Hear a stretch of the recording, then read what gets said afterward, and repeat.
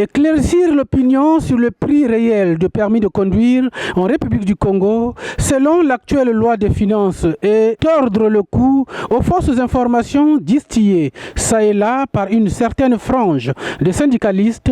C'est à cet exercice que Ngatia Ituambola et Gilles Ondele Kanga, respectivement secrétaires chargés des questions spécifiques et secrétaires de la sous-section syndicale des taxis moto, tous deux à la FESI-PTC, se sont livrés ce vendredi 16 janvier 2026 à Brazzaville devant les chevaliers de la plume, du micro et de la toile à l'occasion d'une conférence de presse.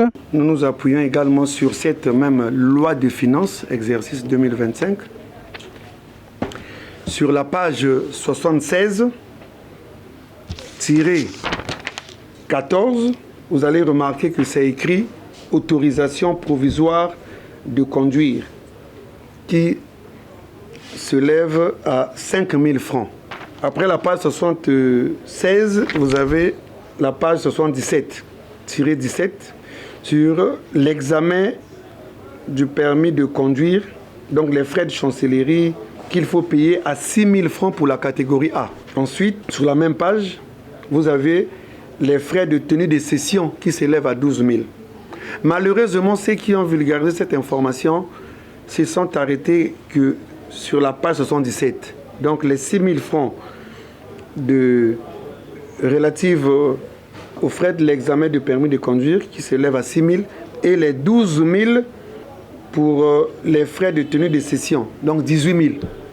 Mais alors que la loi de finances, je rappelle que c'est un document de 143 pages.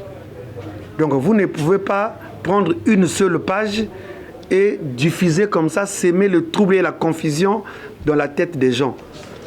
Donc en dehors de la page 76 qui fixe le prix du permis provisoire à 5 000 et les frais d'examen et autres frais à 18 000, ça fait 23 000. Nous allons à la page 82, même loi de finances. À la page 82-23, vous avez les frais d'établissement du permis de conduire définitif après examen de permis. Parce qu'il faut rappeler que le permis de conduire est un diplôme. Et pour avoir un diplôme, il faut passer un examen. Donc lorsque vous avez payé vos 18 000, vous êtes admis. Vous payez 5 000 pour l'établissement du permis provisoire. Et ce permis provisoire a une validité de 3 mois non renouvelable. Ça permet donc au service de l'État de suivre. Lorsque vous avez votre permis, vous continuez, vous roulez. Et après 3 mois, si vous n'avez pas créé des dégâts, vous revenez donc pour prendre le permis définitif qui vous coûte 56 000. Donc 50 000 francs, les frais d'impression, et puis 6 000 pour le traitement du dossier. Donc 56 000 plus 23 000, ça fait 79 000. Voilà le montant inscrit dans la loi de finances. Donc ceux qui sont en train de véhiculer le message en disant que le permis selon la loi de finances est à 18 000 francs, c'est des agitateurs.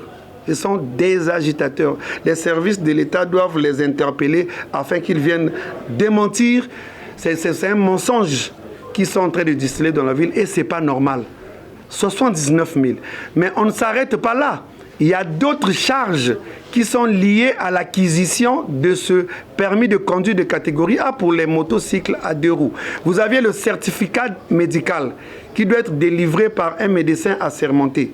Vous avez également le certificat de nationalité parce que l'activité est réservée aux nationaux. Ça ne se délivre pas gratuitement. Vous avez également le casier judiciaire. Ça ne se délivre pas gratuitement. Donc il y a d'autres charges. Spécifions le type de permis de conduire dont il est question ici pour le motocycle, notamment la catégorie A qui coûte 79 000 francs CFA. Selon la loi des finances 2025, Gilles Ondele Kanga explique. Voilà le type de permis de catégorie A. Et dans la loi de finances, ce type de permis de catégorie A est délivré à 23 000 francs. Et dans la page 82, voilà le type de permis de la page 82. Donc nous avions 50 000 à payer et 6 000 à payer, pour ce qui fait la totalité de 56 000.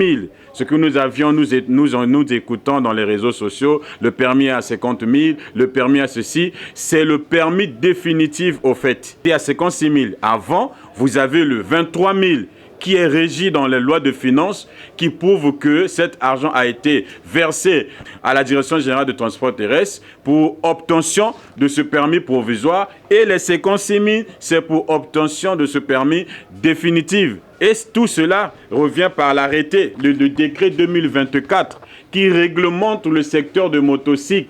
Et dans ce décret, dans l'article 7, il est demandé que tout conducteur de motocycle doit être détenteur d'un permis de conduire et d'un certificat de nationalité, d'un certificat médical.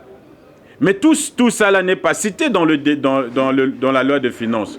Le syndicat ne délivre pas de permis de conduire. Il est là pour accompagner simplement ses membres affiliés, selon Gathié Ituambola. Le permis délivré par le Congo, aujourd'hui là, est un permis CEMAC. Parce qu'on a eu à entendre par-ci par-là que le permis congolais n'est pas CEMAC. Je dis faux.